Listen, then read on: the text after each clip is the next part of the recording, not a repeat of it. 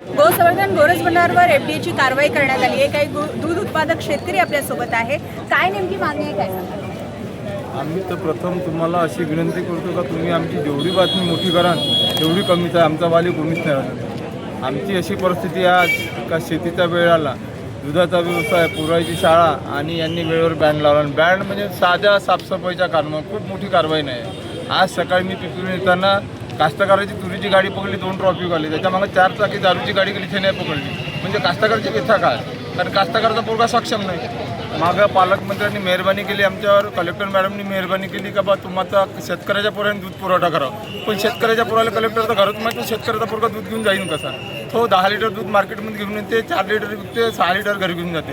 त्याच्या बाईला वाटते माणूस 10 लिटर दूध विकायला खूप पैसे आणते, खरं घरी गेल्यावर त्याला पाणी नाही भेटत, त्याला नाश्ता चाललंच राहिला, अशी व्यथा आहे। कारण आम्हाला विकताच येत नाही ना। गोरज भंडार एकमेव आमचं ठिकाण होतं का आम्ही ते दूध टाकून देत होतो, आम्ही आमच्या शेतीच्या कामाला लागत होतो आणि गोरज भंडार आमच्या दुधाची प्रक्रिया करत 2 पैसे आम्हाला भेटत होते, त्याच्यामुळे आमचा उदरनिर्वाह चांगला चालू होता। आज ते एवढी उपासमारीची वेळ आहे, घराघरात भांडणं, आमच्या घरी चुली नाही पेटून राहिल्या, अर्थव्यवस्था असेल, रोजचं दूध फाटून राहिलं, मार्केटमध्ये विकायला आणलं 4 लिटर खपते, 12 वाजता उठून तापली का बाकी दूध फाटून जाते। त्याच्यामुळे सरकार जगू देत नाही आणि मरवू देत नाही। मोदी साहेब म्हणते गोमातेला राष्ट्रीय दर्जा दिला, अर्ध्या पोटानं आम्ही गोमाता उपाशी आहे, ढेप दूधच नाही खपून राहिलं, चुकारच नाही भेटून, तरी ढेप घालावं कुठं?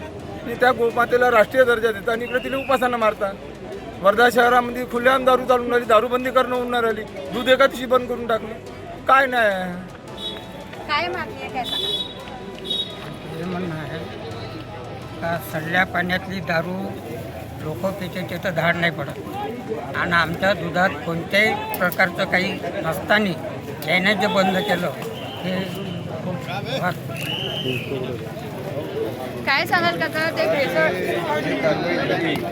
त्यात उत्पादनाचा बेहाल आहे आणि जे शॅम्पल घेतले आहे ते शॅम्पलचा कोणताच रिपोर्ट नाही का जी शासनाने जी कारवाई केली त्याचा आम्ही निषेध करतो आणि ही कारवाई हेतुपुरस्सर झाली। यात दूध उत्पादनाचे खूपच हाल आहे, उपासमारी पडली आहे। इकडे जाव कुठं विकाव दूध याची पंचायत झाली, जनावरांचा खुराक भाग आहे, सगळं भाग अशा परिस्थितीत कास्तकारांना का करावं सगळी गेले लागत ही कारवाई हेतू असं मला ही कारवाई हेतू परस्पर झालेली आहे अशी काही शेतकऱ्यांनी म्हटलेलं आहे। त्याचबरोबर काही अजून शेतकरी आहे, काय सांगाल आपण? दूध देतात काय खरंच ते दूध जे आहे भेसळयुक्त आहे का, असं सुद्धा आहे, काय सांगाल? हे राजकीय सूडबुद्धीनं केलेली कारवाई आहे, राजकीय याच्यात हस्तक्षेप आहे का की गोरज भंडारी बंद पडावं आणि त्यांच्या संस्थेला दुधाचं आम्हाला इथे लावायला लावलं मदर डेअरीला, तर याच्यात म्हणजे पूर्ण राजकारण आहे।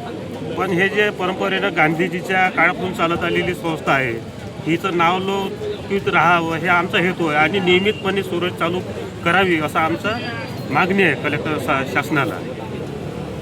जर हे सील काढलं नाही, ही मागणी जर पुढे झाली नाही, यानंतर काही करणार काय सांगाल? आम्ही पुढे आंदोलन उभं करणार, आंदोलन पूर्ण करणार, म्हणजे तीव्र आंदोलन चालू करू याच्यानंतर आणि या लवकरात लवकर या उत्पादकाचा प्रश्न मिटवावा हीच आमची मागणी आहे। कारण त्यांचा उदरनिर्वाह त्यांच्या भरोशावर आहे, तर तो लवकरात लवकर निकाली काढण्यात यावा, बस एवढीच आमची मागणी आहे। लवकरात लवकर याचा निकाल काढावा, कारण उदरनिर्वाहच त्यांच्यावर आहे। म्हणून गोसंवर्धन गोरज भंडारचे जे सील केलेलं आहे ते लवकरात लवकर काढण्यात यावं अशी मागणी काही शेतकऱ्यांनी इथे केलेली आहे। अशाच बातम्या बघत राहण्यासाठी बघत राहा नवराष्ट्र, मृणाल रोग वर्धा।